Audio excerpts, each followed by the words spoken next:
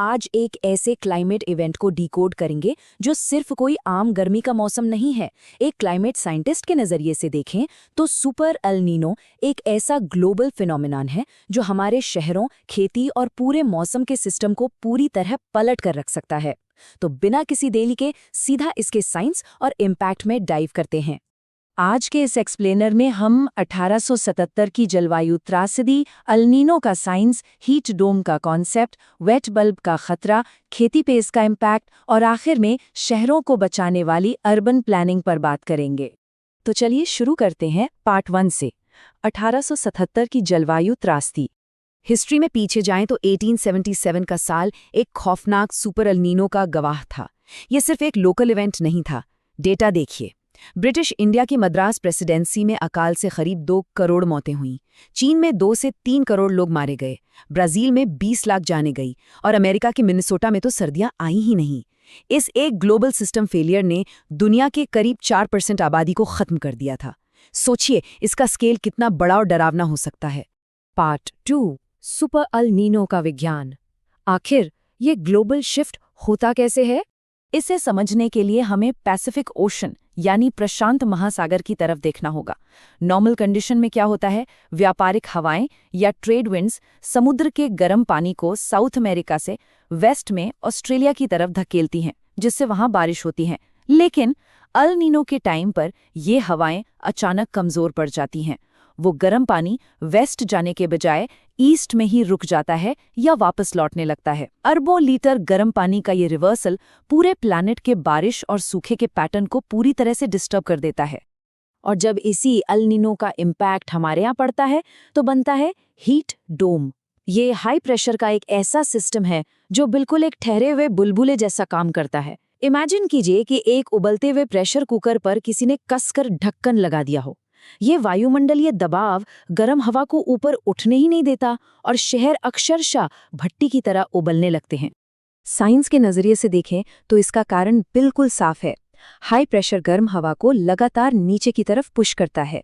अब क्योंकि बादलों की कोई ढाल नहीं होती, ये हवा नीचे दबती है और उत्तर में हिमालय की विशाल दीवार से टकराती है।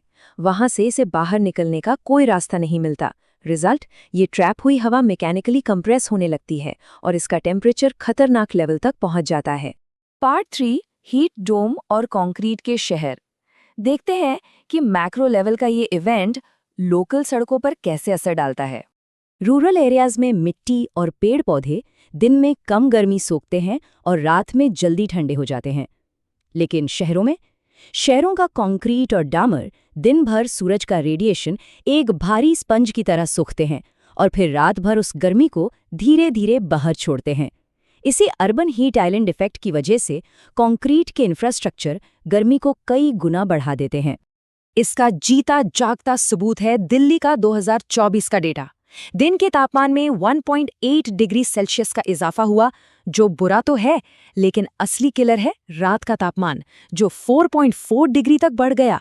जब रातें इतनी गर्म होती हैं तो ह्यूमन बॉडी को रिकवर होने का कोई चांस ही नहीं मिलता। और सच कहूं तो यही वो पॉइंट है जहां जानलेवा हीट स्ट्रोक्स सबसे ज्यादा ट्रिगर होते हैं। पार्ट 4, वेट बल्ब का खतरा। अब चलते हैं कोस्टल इलाकों की तरफ। जनरली ये माना जाता है कि 45 या 46 डिग्री की सूखी गर्मी ही सबसे खतरनाक है। पर क्या कभी सोचा है कि केरला, मुंबई या चेन्नई जैसे कोस्टल शहरों में 36 डिग्री सेल्सियस का तापमान भी उतना ही जानलेवा क्यों साबित होता है? इसका जवाब सिर्फ टेम्परेचर में नहीं है, बल्कि इसका जवाब है अत्यधिक नमी। यहीं पर एंट्री होती है 35 डिग्री सेल्सियस की उस जानलेवा लिमिट की, जिसे वेट बल्ब टेम्परेचर कहते हैं। देखिए, हमारी बॉडी पसीना निकालकर खुद को ठंडा रखती है, लेकिन कोस्टल एरियाज में जब हवा में नमी इतनी ज्यादा हो जाए कि स्किन से पसीना इवेपोरेट ही ना हो पाए, तो बॉडी का ये प्राइमरी कूलिंग सिस्टम पूरी तरह फेल हो जाता है। 35 डिग्री सेल्सियस वेट बल्ब के पार एक एकदम स्वस्थ इंसान भी बस कुछ ही घंटों में एक साइलेंट और फेटल हीट स्ट्रोक का शिकार हो सकता है। पार्ट 5, कृषि और आर्थिक संकट। अब देखते हैं कि ये एनोमली हमारे नेशनल सर्वाइवल को कैसे हिट करती है। इस थर्मल अनोमली का सीधा इम्पैक्ट एक डरावना आर्थिक चेन रिएक्शन शुरू कर देता है। अल नीनो का मतलब है कमजोर मानसून, बारिश नहीं होने और हीट वेव के चलते खेतों में गेहूं की फसल पूरी तरह से भर नहीं पाती और सिकुड़ जाती है। पैदावार सीधा 15 से 25% तक गिर जाती है। जब एग्रीकल्चरल सेक्टर को इतनी बड़ी चोट लगती है तो फूड इन्फ्लेशन 9% तक उछल सकता है। मतलब आसमान की ये गड़बड़ी सीधा आम इंसान के ग्रोसरी बिल और जेब पर असर डालती है। ये डेटा इस डर को और भी क्लियर कर देता है।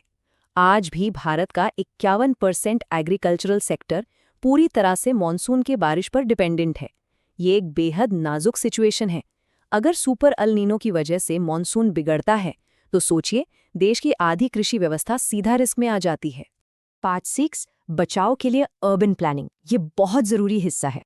तो क्या हम पूरी तरह से बेबस हैं? बिल्कुल नहीं।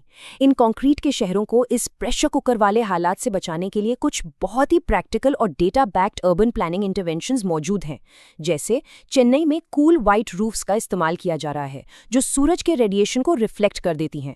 सड़कों पर बोगनविलिया जैसी देसी झाड़ियां लगाना और सिंगापुर की तर्ज पर इमारतों पर वर्टिकल गार्डन्स बनाना, ये सब ऐसे प्रूवन तरीके हैं जो शहरी इंफ्रास्ट्रक्चर की गर्मी को कम करते हैं। लेकिन सबसे बेहतरीन और स्केलेबल नेचुरल एयर कंडीशनर की बात करें तो वो हैं बड़े घने कैनोपी वाले पेड़।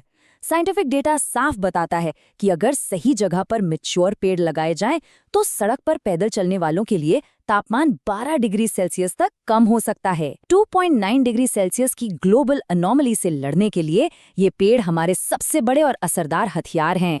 फाइनली, इस एक्सप्लेनर को खत्म करने से पहले एक सवाल जिस पर हम सबको सोचना चाहिए। आने वाली जनरेशन्स के लिए जब 45 डिग्री सी एक नया बेसलाइन या नॉर्मल बन जाएगा, तो क्या हमारा आज का ये कॉन्क्रीट इंफ्रास्ट्रक्चर अगले प्लैनेटरी सिस्टम फेलियर को सर्वाइव करने के लिए तैयार है? ये सिर्फ सोचने वाली बात नहीं है, बल्कि आज और अभी से बदलाव शुरू करने का अलर्ट है। इस एक्सप्लेनर में साथ जुड़ने के लिए बहुत बहुत शुक्रिया।